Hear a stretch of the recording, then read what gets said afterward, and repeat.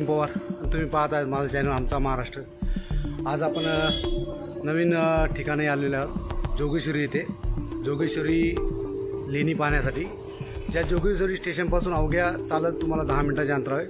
तुम्ही माझ्या पाठीमागे पाहू शकता या जोगेश्वरी लेणी आहेत। आता आपण आतमध्ये जाऊन पाहणार आहोत। ह्या लेणी ज्या आहेत पूर्ण मानव वस्तीच्या मधोमध आहेत, त्यामुळे ते ओळखायला थोडंसं अवघड जातं। या मित्रांनो माझ्यासोबत आपण पाहूया जोगेश्वरी लेणी। आतमध्ये जोगेश्वरी मातेचं दर्शन घेऊया, या माझ्यासोबत। ह्या आहेत जोगेश्वरी लेणी। ह्या आता तुम्ही पुढे पाहू शकता, हा रस्ता आहे। या इथे माहिती फलक आहे, या माझ्यासोबत।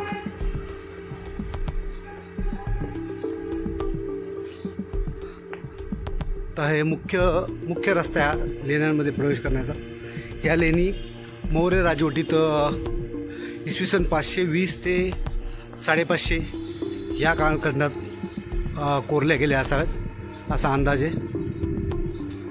हे पाहू शकता मित्रांनो तुम्ही, दगडामध्ये कोरलेल्या। हा मुख्य दरवाजा आहे। या पद्धतीने या लेणी कोरलेल्या आहेत, हे तुम्ही आतमध्ये पाहू शकता। तर चला माझ्यासोबत आतमध्ये जाऊन आतमध्ये लेणी पाहूया। मित्रांनो ही ती मेन गुहा आहे, पाहू शकता तुम्ही। ही गुहा आहे, मेन गुहा ही गुंफा मेन आहे।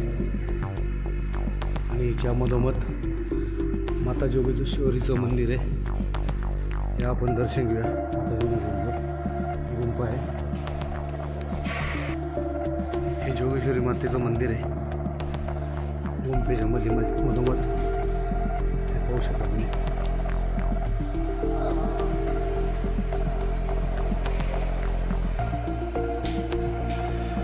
आई जोगेश्वरी माते की जय।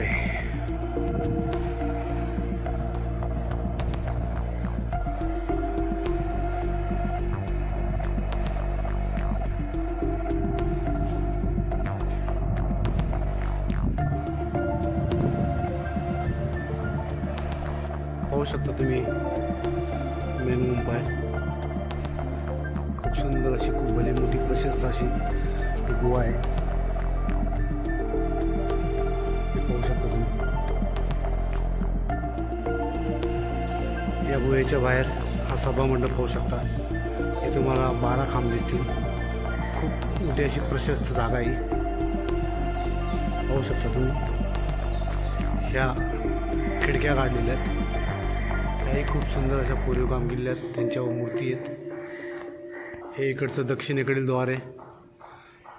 द्वारावर खूप सुंदर असे मूर्तिकाम केलेले आहे। बाजूलाच खिडकी आहे। या सभामंडपाच्या बाजूला महादेवाची पिंड आहे, महादेवाचं मंदिर आहे। नंदी महाराज इथे। शंभो ओम नमः शिवाय। भली मोठी शिवलिंग आहे, शंकराची पिंड आहे। ओम नमः शिवाय, ओम नमः शिवाय, ओम नमः शिवाय। शंभो। खूप सुंदर अशी भली मोठी शिवलिंग आहे, भली मोठी शंकराची पिंड आहे मित्रांनो। हा तुम्ही पाहू शकता पूर्वेकडील रस्ता आहे हा, खाली गुफामध्ये जाण्याचा। पाहू शकता खूप सुंदर असं कोरीव काम केलेलं आहे दगडामध्ये। ह्या पायऱ्या आहेत।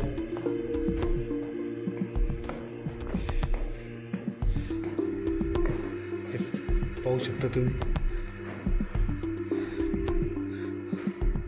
हा दरवाजा आहे, दरवाजावर मूर्ती कोरलेल्या आहेत, परंतु त्या आता दगड हा काळा पाषाण बेसाळ नसल्यामुळे आणि मानव वस्तीमध्ये असल्यामुळे मानवाच्या हस्तक्षेपामुळे खूप सारी पडझड झालेली इथे। या माझ्यासोबत।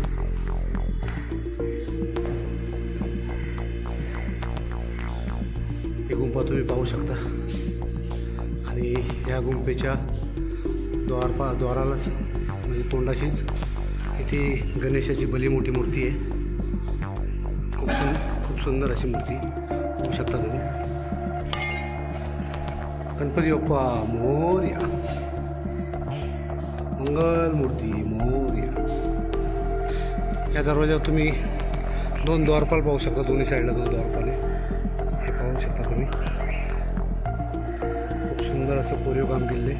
त्या दरवाजाची चौकट पाहू शकता आणि दरवाजाच्या वरती पण आहे, त्या चौकटीच्या वरती पण काही मूर्ती आहेत. काही पडझड झाल्यामुळे त्या कळून येत नाही.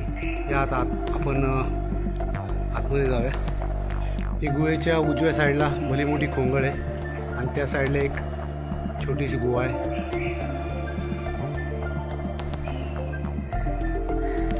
हे तुम्हाला पूर्वेकडे एंट्रन्स तुम्ही पाहू शकता. माझ्या पाठीमागे आतमध्ये गुंफा आहे, हे आपण पाहूयात.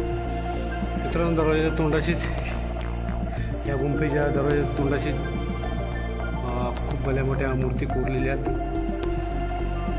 बऱ्याचशा अंशी त्या पडझड झालेल्या आहेत. त्यांची दोन्ही साईडला 2 मूर्ती पाहू शकता तुम्ही. आणि वरच्या साईडलाही तुम्ही पाहू शकता. मध्ये भगवान शंकराची मूर्ती आहे. ही भगवान शंकराची महादेवाची मूर्ती आहे. आणि बाजूला त्यांचे गण यक्ष यांची मूर्ती आहे. या बाजूला तुम्ही पाहू शकता भगवान शंकराची महादेवाची मूर्ती आहे. आणि गुंफा पाहू शकता मित्रांनो तुम्ही. खूप सुंदर असं दगडामध्ये कोरीव काम आहे. भारतातील सर्वात जुन्या गुंफा आहेत या पाहू शकता तुम्ही. मित्रांनो, हेच ते मंदिराचं पश्चिमेकडील द्वार. दोन्ही बाजूला गुंफा आहेत. बऱ्याच प्रमाणात पडझड झालेली पाहू शकता तुम्ही. आणि पश्चिमेकडचं द्वार आहे, ज्या द्वाराने आपण आतमध्ये आलो पाहू शकता तुम्ही.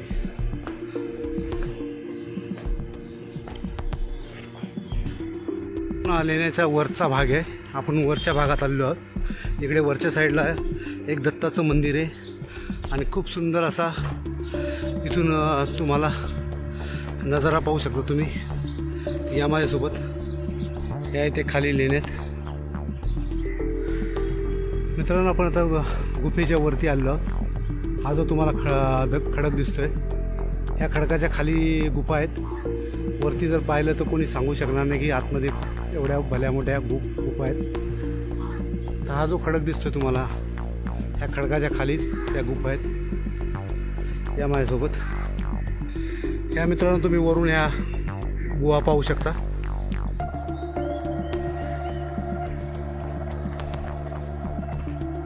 या गुंफा तुम्ही पाहू शकता. खूप मोठा सभा मंडप आहे. आपण आतमध्ये जाऊन पाहणारच आहोत. मी आता गुंफेच्या वरती आहे. या माझ्यासोबत हे मित्रांनो, तुम्ही सभा मंडप पाहू शकता. खूप सुंदर असं दगडामध्ये कोरीव काम आहे, हे पाहू शकता. मित्रांनो, जेव्हा तुम्ही गुहेच्या वरती येता तेव्हा तुम्हाला इथे जगदंबा काळभैरव मंदिर पाहायला भेटेल. हे पाहू शकता तुम्ही. मित्रांनो, ही गुंफेची मागील बाजू पाहू शकता तुम्ही. आणि हे मागील बाजू असलेलं हे दत्त मंदिर आहे. खूप सुंदर असं आणि छान असं शांत वातावरण आहे, जे मुंबईच्या मधोमध्ये पाहू शकता तुम्ही. हा समोर जो भला मोठा खडक दिसतोय, त्या खडकाच्या खालोखालच, त्या खडकाच्या खालीच ह्या गुंफा आहेत. गुहेच्या मागील बाजूस दत्त मंदिर आहे, हे पाहू शकता तुम्ही. या माझ्यासोबत आपण दत्त महाराजांचे दर्शन घेऊया.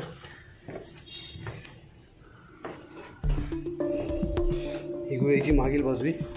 मी मगाशी तुम्हाला त्या तिथून दाखवली हे दत्त मंदिर. या माझ्यासोबत हे आतमध्ये दत्त महाराजांची मूर्ती आहे, हे पाहू शकता तुम्ही. अवधूत चिंतन गुरुदेव दत्त दत्त दत्त हे दत्त महाराजांचं इथे गुहेमध्ये मूर्ती कोरलेली. ही छोटीशी गुंफा आहे इथे, पाहू शकता तुम्ही मित्रांनो। तुम्हाला ही जी दिसते ती गुहेचं पूर्वेकडील द्वार आहे, पूर्वेकडची एंट्री ही। आपण पश्चिमेकडच्या एंट्रीकडून आलो, ही पूर्वेकडची एंट्री आणि ही सरळ खाली जाते अशी आतमध्ये गुहेमध्ये। मित्रांनो, तुम्हाला आज माझा जोगेश्वरी लेणीचा व्हिडिओ कसा वाटला? ज्या लेणी मुंबईच्या उपनगर जोगेश्वरीमध्ये आहेत, या जोगेश्वरी देवीच्या नावावरूनच या उपनगराला जोगेश्वरी असं नाव पडलेलं आहे आणि ही देवी बऱ्याच लोकांची कुलदेवी आहे। तर हा व्हिडिओ तुम्हाला कसा वाटला तो तुम्ही व्हिडिओ शेवटपर्यंत पहा। व्हिडिओ आवडला तर व्हिडिओला लाईक करा, शेअर करा। चला मित्रांनो, धन्यवाद।